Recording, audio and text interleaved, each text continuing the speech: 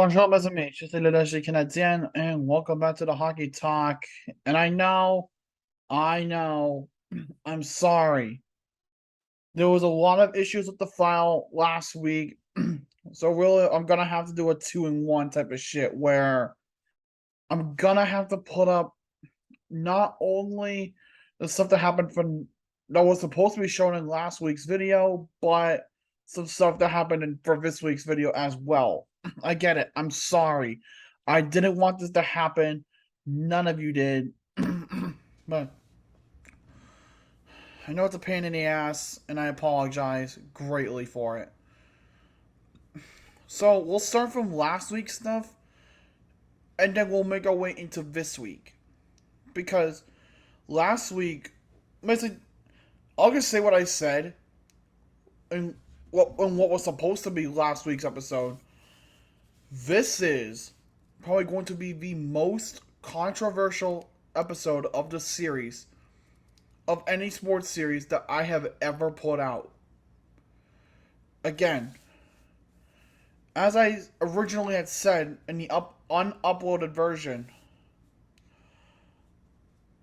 this is probably the one that is going to probably piss a lot of people off with my opinion, but at the same time having a lot of people agree. I don't care where you stand on it, but as long as you get the context of what's happening, you are free to make your own opinion. That's all I'm going to say on that. So, like I said, there were three controversies, whatever you want to call it, that happened. We're going to start with the lesser of the three, and then work our way up to the most serious. So number one, not really much of a controversy, but something heartbreaking. As you know, I had a guest on my podcast, link in the description, a few months ago. I think back in December. Bobby Ryan, the NHL forward that has had issues with alcohol abuse and all that. He went to rehab. He had honestly one of the loudest crowd reactions in the NHL with the hat trick that brought on upon his return from rehab. Well, it was reported that he was arrested for public intoxication. Unfortunately, the poor bastard hit a relapse. Now, I want to thank and give a shout out to NHL Breakers on Instagram for the report that this person put out.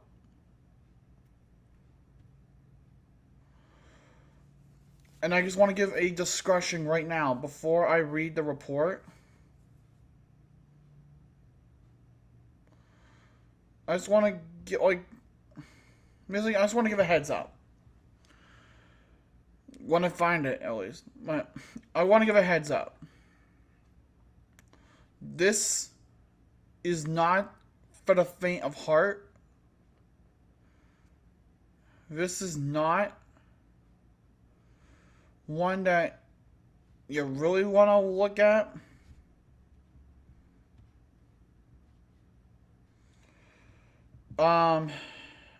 But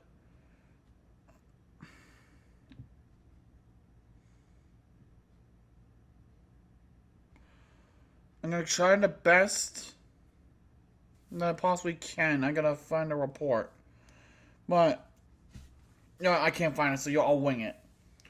It was said earlier in the day while at Nashville Airport that Bobby Ryan had allegedly shoplifted at one of the duty-free shops in the store. Well, the items were recovered and returned. I think they were left on the counter or something.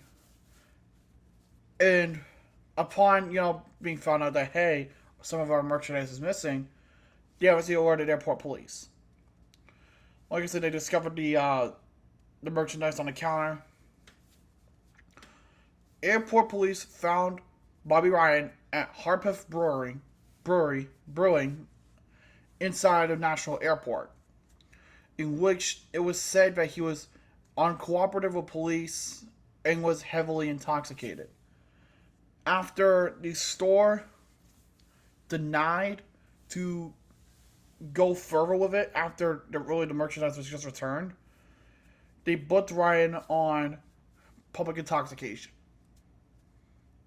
Since that has come out, honestly, like, a lot of people have been very supportive of him, which I get and I fully agree with because he deserves that support. And he's even himself come out and thanked everybody for all the tremendous amount of support that he himself has thanked everyone and all that. And he knows. But I wanted to give my... I don't know how I want to word it. I just want to give some words. Nothing negative. Right? I want to make that clear. Nothing negative I'm going to say right now. I'm just going to stare right into the camera and I'm just going to say it. Just going to fucking shoot point blank.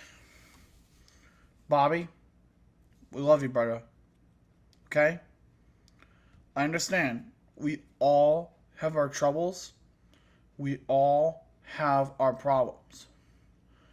What you went through, what the years of alcohol abuse, is very heartbreaking. Look at, not only as a fan of the game, but you kicked its ass. Okay? You kicked its ass. I understand. Relapses happen. Every hero, every good guy has a crack. But with support, with motivation, through everything, that crack can be sealed shut for good. I don't blame you for what happened, nor am I angry at you. Because, look at, I myself, I admit, I've had my fucking issues. But this isn't about me. I'm with you, Bobby. No matter fucking what, I don't care. Honestly, I don't care when it is, what it is. I know I'm not really a big name out there anywhere. But I will always consider you a friend. And I will always be there for you if you ever want to reach out and just talk. It doesn't have to be about hockey. It can be about whatever. If you need someone to just talk to, I'm here for you. Everyone is here for you. Doesn't matter, big or small, no matter what. The hockey community loves you. I love you. And I hope whatever the hell it is you dealt with, you get over. You get back on your feet, King. And you kick its ass again. Don't you dare let that demon through that door. You tell it to go fuck himself. And you go about your day. Because you are... I don't even say... You are one of my favorite players. I grew up watching you with that Anaheim goal. The one that you talked about was your favorite goal. That was probably one of the best goals that I've ever seen in my entire life. But I'm here for you, Bobby. Always know that. Love you, brother. Number 9, number 54. Always number 1. Moving on to something that's a little less...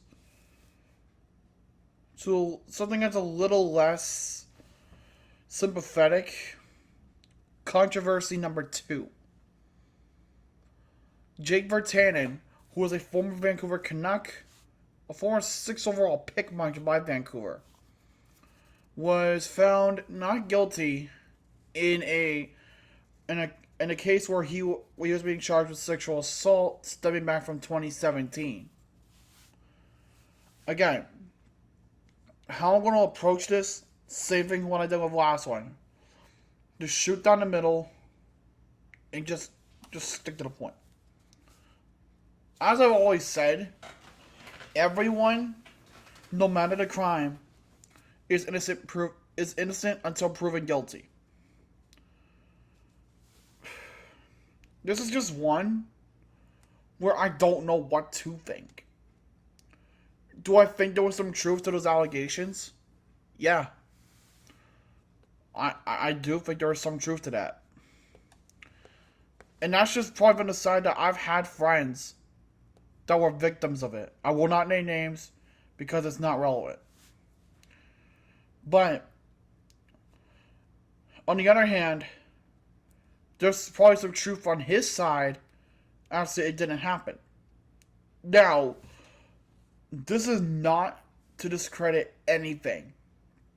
This isn't to discredit the victim of the whole ordeal. This isn't to discredit her claim or the events. I just don't know what to think. Because on one hand, I fucking hate Vertanen for that shit. And on the other hand, you kind of feel that his reputation is now ruined. Like, this is some shit that you would fucking see and you're like, oh, yeah, this person is probably not going to get anywhere ever again. This is the one time and a controversial thing. Because usually I'll be making statements on that where I'll swear that, again, you're free to your own opinion. But this time I'm going to have to remain abstain. Because I don't know enough to really process the horror deal. And I hate remaining silent. I really fucking hate it. But this is the one time I'm going to have to. Not because I want to discourage anybody or side with anyone.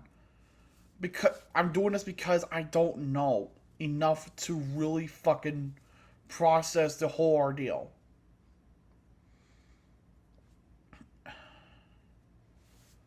I just don't know. And number 3. The real kick in the dick. Coming from TSN reporter Rick Westhead. I don't even want to fucking talk about this one, but I'm gonna have to. So here's the story. Rick Westhead contacted Hockey Canada about a sexual assault from 2003 involving members of the Canadian national junior team from that time. In that, I believe there is a report of it somewhere. Give me a minute and I can read you a part of it because this is important shit, okay? It's news that you don't want to report, but as a journalist, you have to. This is one of the unfortunacies of journalism, folks. Right here. It says, the details of Mr. Westhead's email were deeply disturbing, and Hockey Canada immediately contacted Halifax Regional Police, as Halifax was the co-host city for the World Junior Championship, and also notified Sport Canada of the information shared with us. Hockey Canada is committed to bringing an end to the culture science in hockey, all that stuff. Prior to receiving Mr. Westhead's email, 2 weeks ago, Hockey Canada heard a rumor about something bad at the 2003 World Juniors, but were given no details of any sort. We immediately reported this information to Sport Canada. In order to learn more, Hockey Canada hired a third-party investigator to try and find more information. They were unable to learn anything before we received the details mentioned above in an email from Mr. Westhead. We believe that the alleged incident from 2003 should be investigated by the authorities, and we urge the police to open an investigation into this disturbing situation.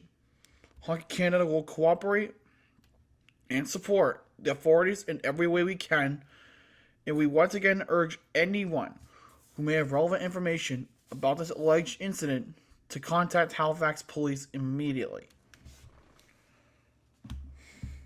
And remember, this whole ordeal is coming after the shit that happened at the 2018 World Juniors.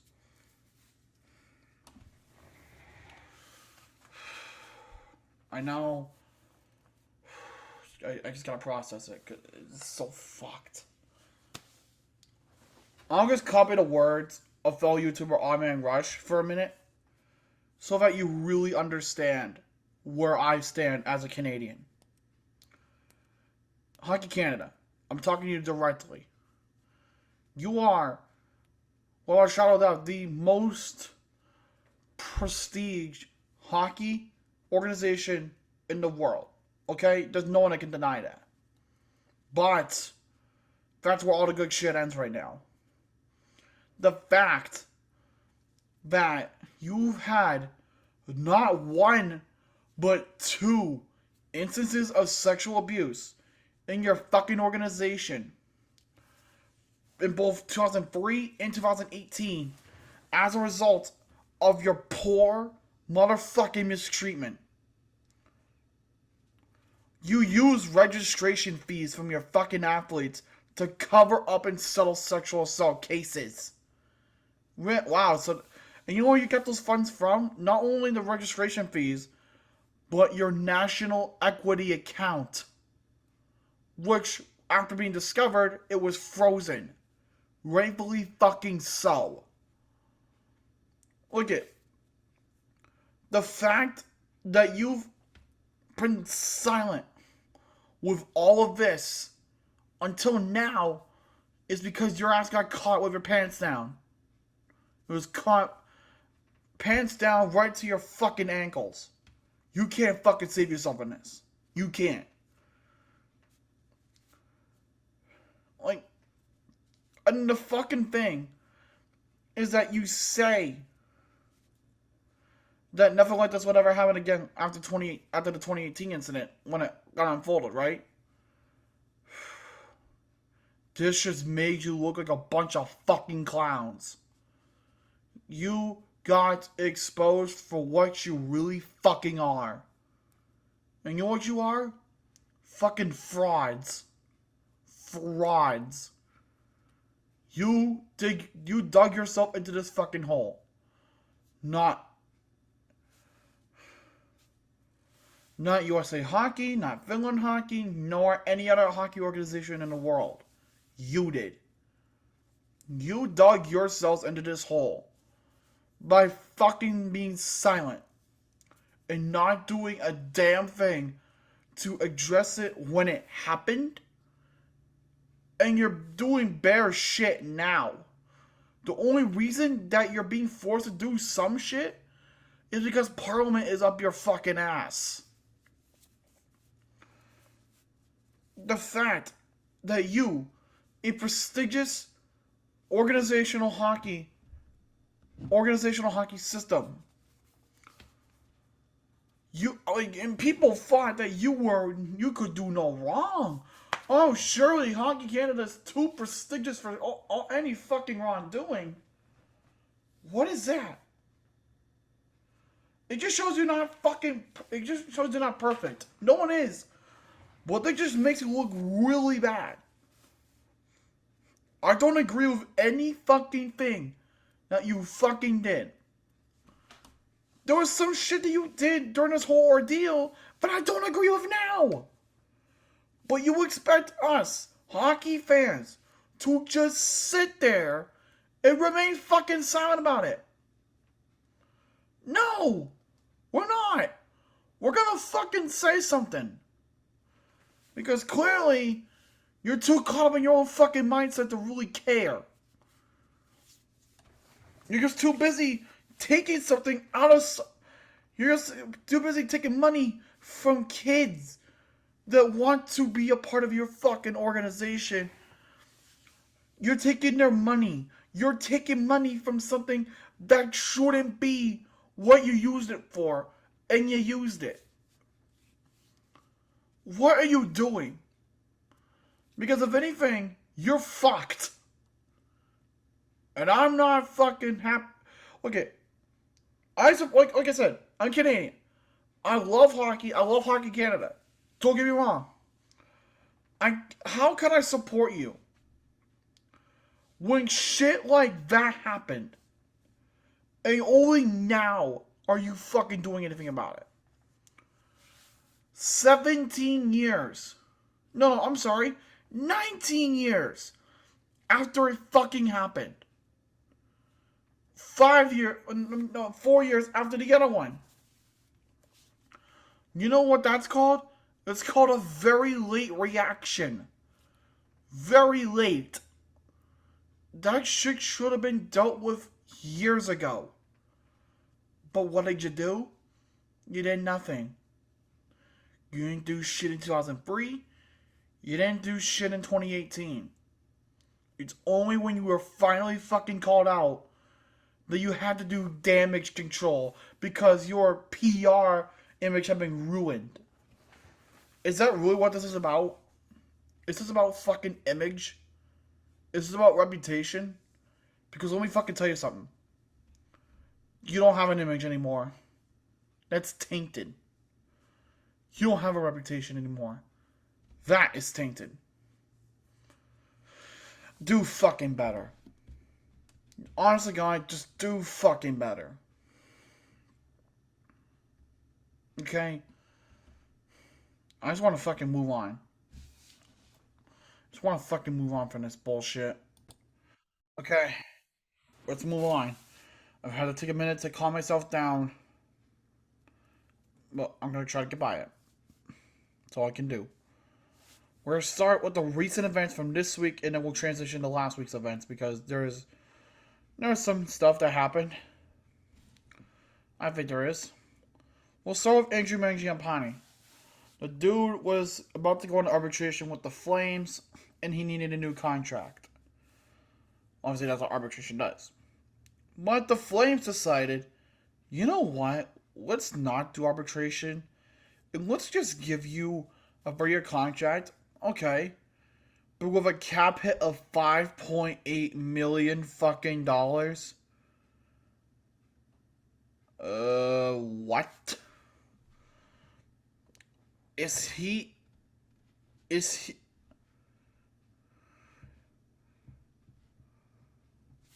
Hold on. What?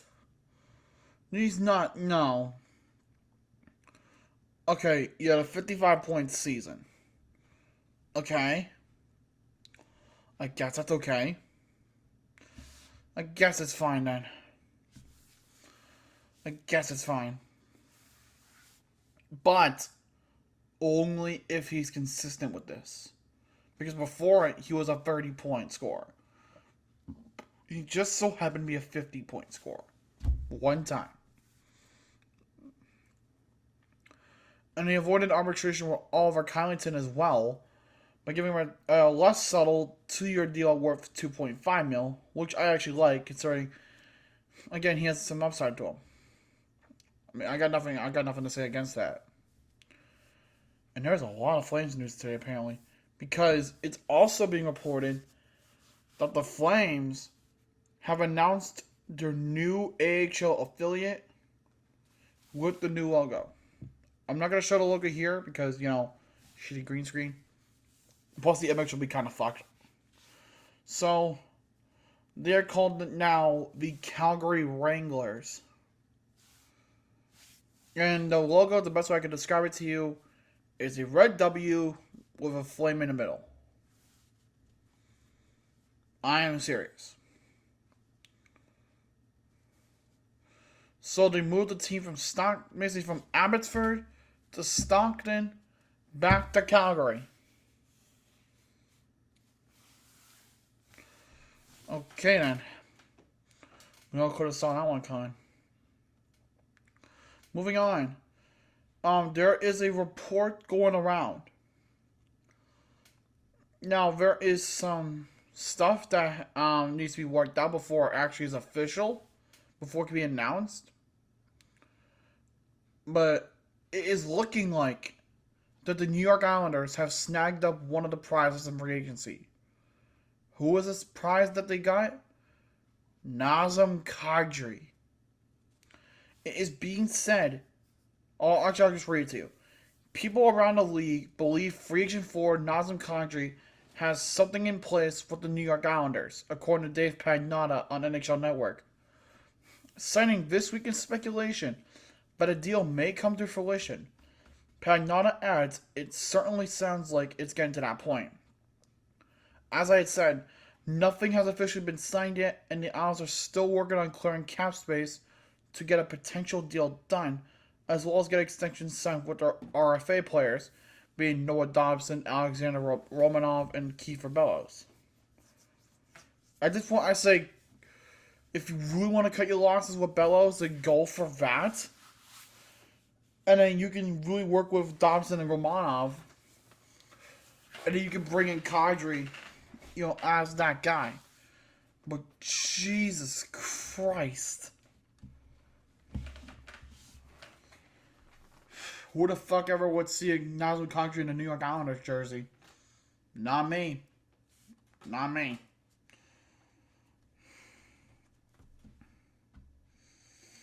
And this came out yesterday.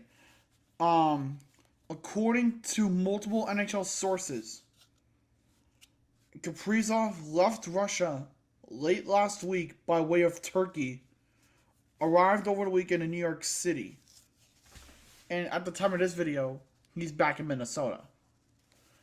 It's said from Michael Russo that the allegations that Kirill Kaprizov bought a fraudulent ID have been refuted.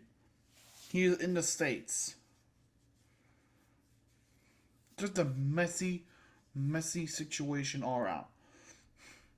That Ivan Fedotenko kid that I talked about a couple weeks ago, I found out that he is serving in a northern Russian naval base.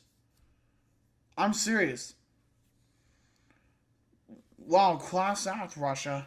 Class act. I don't even have words. Moving on. John Klingberg. Was a defenseman for the Stars. He wanted so much money. Well, here's the perspective that he wanted. He rejected an 8-year deal that was worth $7.25 million per year. He wanted an 8x8. What did he do? He signed with Anaheim on a 1-year deal worth $7 million. And this comes after firing his agent. What the fuck? Hey, can anyone raise their hand to see if this makes sense? No? No. Oh, I thought you had something. No? Well, I guess it's all unanimous. This doesn't make sense. Why would... And I thought I was pissed poor on money management. We guess fucking not, huh? Guess the fuck not. God.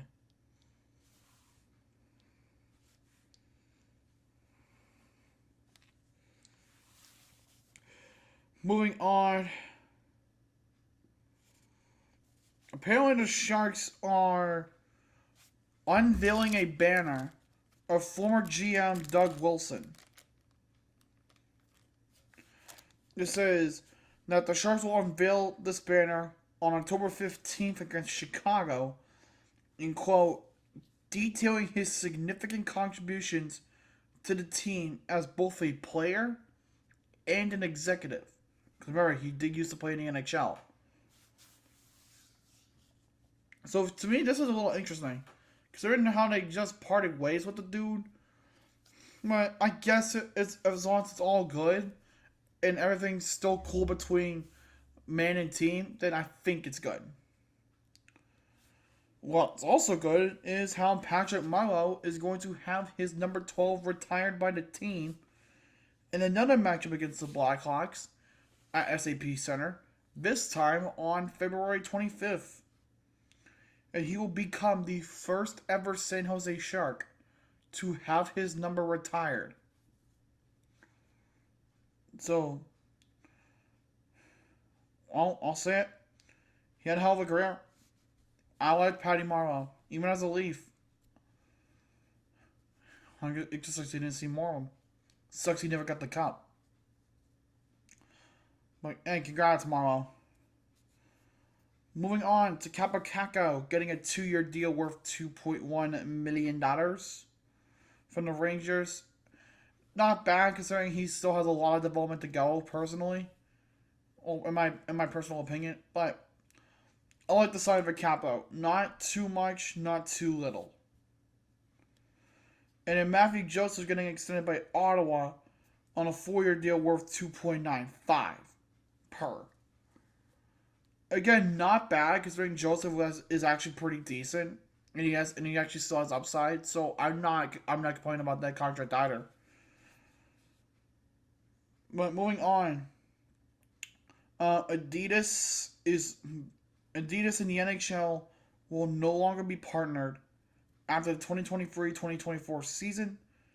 As they said, they will not return as their supplier of uniforms and apparel when their 7-year contract expires after the 23-24 season. Adidas was a catalyst of not seeking to renew the deal with the NHL.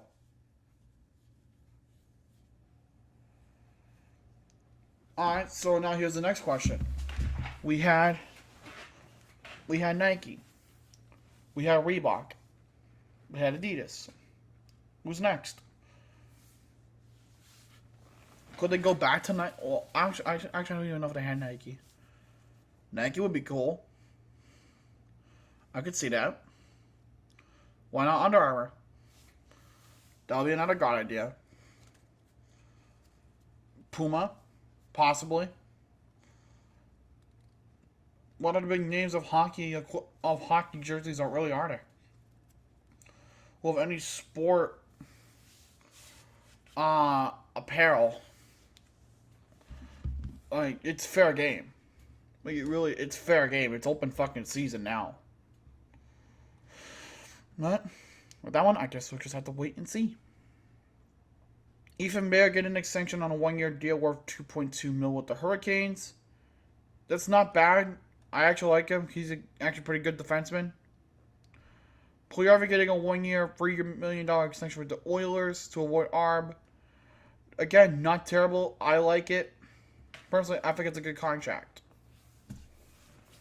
And what's also cool is Dustin Brown. Dustin Brown is getting his own statue and is having his number retired. This will be on February 11th. And again, it's cool. I like it a lot. To honor one of your old captains, who doesn't love to see that, you know? Why wouldn't you love to see that? Some other notable things that happened from last week, because we kind of transitioned into that at this point. The Matthew Tkachuk trade, in which Tkachuk was traded to the Panthers and then signed an 8-year deal worth $9.5 million per year in exchange for Jonathan Huberdeau, Mackenzie Weegar, prospect Cole Schwinn, and a 2025 first-round pick that is lottery protected. It is also worth noting that the Panthers got a conditional 2025 fourth-round pick, and the condition being that the first-round pick that Florida sent is lottery protected. Meaning that if that pick is in the top 16 and enters the NHL draft lottery, both the 2025 first-round pick and the 2025 fourth-round pick will slide over to 2026. Okay, that one's actually kind of fair. Okay, that one's fair. In all intents and purposes, that's probably the fairest thing I've ever seen. But moving on, the other trade I wanted to talk about, Oliver Bjorkstrand getting traded to the Seattle Kraken for a third and a fourth belonging to Calgary and Winnipeg, respectfully. Now, I have a Bjorkstrand jersey, and I'm going to miss Bjorkstrand as Blue Jacket. This is all done, by the way, just so that Patrick Laine can get extended on a 4-year deal worth $8.7 million. Jesus Christ. And Pierre with the blog got a 1-year, $6 million extension out of his QO. That's always interesting, too. 2 more pieces of news and then we'll wrap it up. Number 1, the Sharks got a new head coach. His name is David Quinn. You remember how awful he was at the Rangers? Congratulations, Sharks fans. You got a kick straight in the dick. But I think he'll be alright.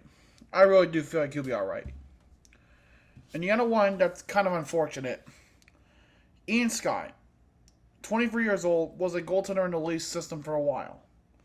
He was forced to retire because of injuries. The last full season that he played was in 2018-2019 when he was in WHL's Prince Albert Raiders. Now, again, this fucking sucks. You're 23. You're going to live the dream of being an NHL caliber goaltender. I mean, yeah, goaltenders have a longer development span than a lot of other positions. But you have your career cut down so early because of injuries. It fucking sucks. It really does suck.